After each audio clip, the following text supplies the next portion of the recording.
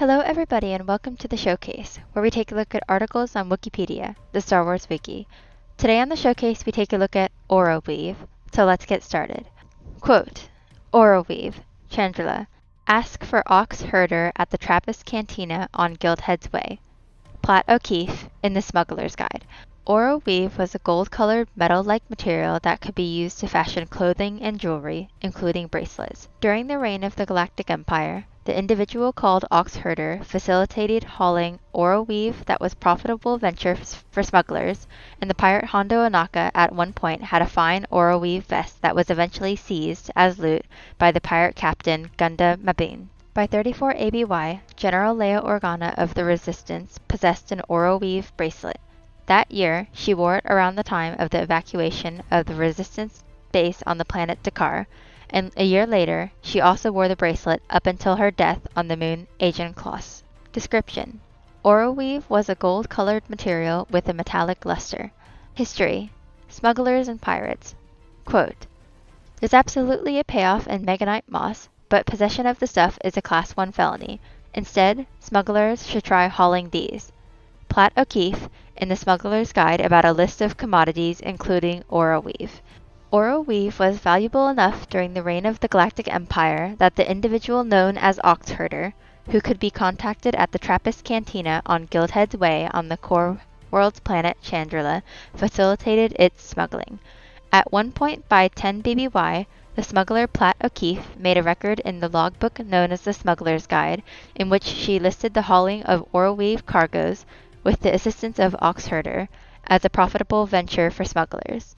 At some point between 19 BBY and 10 BBY, the Wookieepedia pirate Hondo Ohnaka had in his possession a fine Oro-weave vest with a nerf wool trim.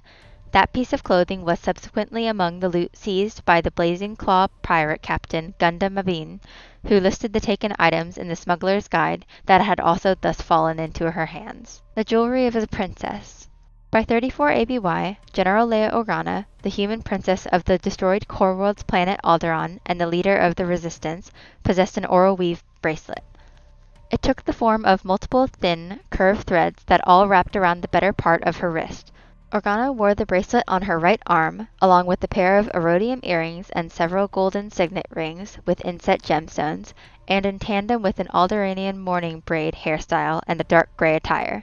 That year, the general wore that outfit not long after ordering the evacuation of the Resistance base on the Outer Rim Territories planet Dakar in light of news of an impending arrival of a First Order force there. She subsequently boarded the main Resistance capital ship, the cruiser Radis, that, after a battle with the First Order warship Fulminatrix that took place above Dakar, fled to the Outer Rim's Orechi system. There, while still wearing the same outfit, including the Oro-weave bracelet, Organa suffered serious injuries and exposure to the vacuum of space after another First Order attack. She was subsequently placed on life support after being changed into a patient's gown, with the bracelet taken off her wrist. After Organa later regained consciousness, she wore a different bracelet on the same arm. An illustration depicting the general with her Oro-weave bracelet was eventually included in the journal of the Resistance technician Rose Tico. A year later, Organa wore the same set of jewelry, including the Oro-weave bracelet, with a different Alderaanian hairstyle and purple and blue attire, while at the Resistance base on the Outer Rim moon Aegon Kloss. There, she wore the outfit until her death after telepathically contacting her son, Ben Solo. Behind the scenes. Oro-weave was first depicted as the material of a bracelet worn by Leia Organa in Katie Cook's cover illustration of Cook's Art of Coloring, Star Wars Keepsake Coloring Book, which was published on September 1st, 2017. The cover illustration was first revealed at San Diego Comic-Con on July 21st of the same year, and it was featured on a corresponding article on StarWars.com also published on that day. The illustration was based on Organa's look in the sequel trilogy film, Star Wars Episode VIII The Last Jedi, which was released on December 15th, 2017. That same date also saw the publication of Pablo Hidalgo's reference book, Star Wars The Last Jedi, The Visual Dictionary, which identified Oro-weave by name.